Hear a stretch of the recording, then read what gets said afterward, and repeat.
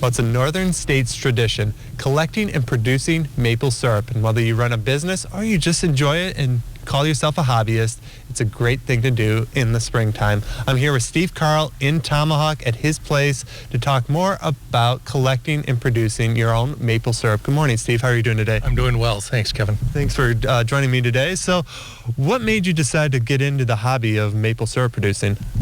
About 10 years ago, I wanted something to do in the springtime. You know, you can't snowmobile anymore. It's not fishing season yet.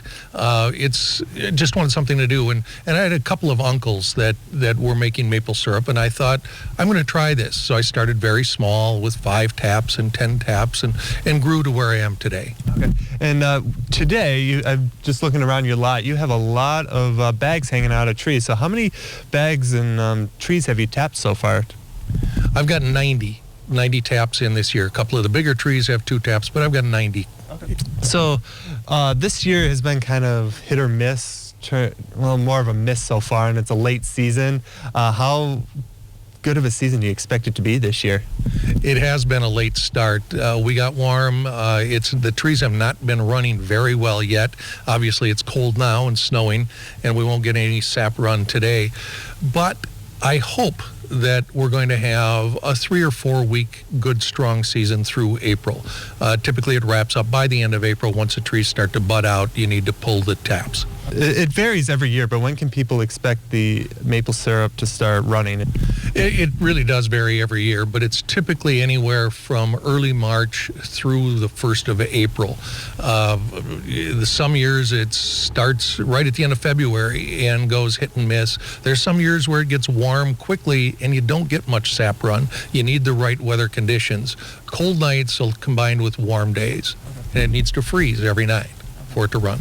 So below freezing, and then say somewhere in the 40s or 50s, and then we also have to get the snow out of here too, I would imagine, right? Yeah, snow around the base of the trees really doesn't allow them to run it. They got to warm up the base of the tree enough. The snow's got to pull away from the base a little bit to get to the maximum amount of running. If you get days or nights that are about 20 and days, sunny, calm days about 40, you get really good sap run those days.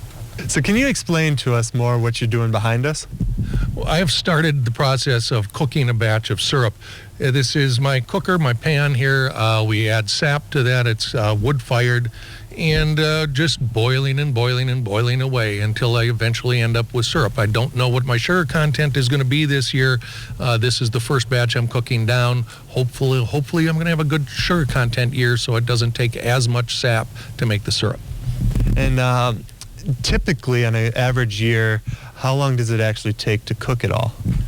Well, my cooker I can boil off about 10 gallons of sap or 10 gallons of water an hour, as long as I'm firing it up a lot. So if you're looking for, say that takes a typical year is 40 gallons of sap to give 1 gallon of syrup. It's going to take me 4 hours of boiling to reduce it down to 1 gallon of syrup. Of course, I like to cook in batches of a couple hundred gallons of sap so that I have enough throughput at the end of the day.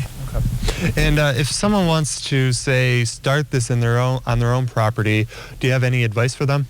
Start small. Don't go big. I started out with 5 taps and cooked it on our kitchen stove. It works. You do have to watch it. At the end, it does want to boil over. Then I moved and graduated to the turkey cookers, to the propane heaters and kettles, and then moved eventually to this larger pan. Obviously, this is more efficient, but where you can do it just great in a 3-gallon or a 5-gallon pan with a turkey cooker. All right. Well, Steve, I appreciate you let me come on this morning and showing me around your place. Thank you so much. You're welcome.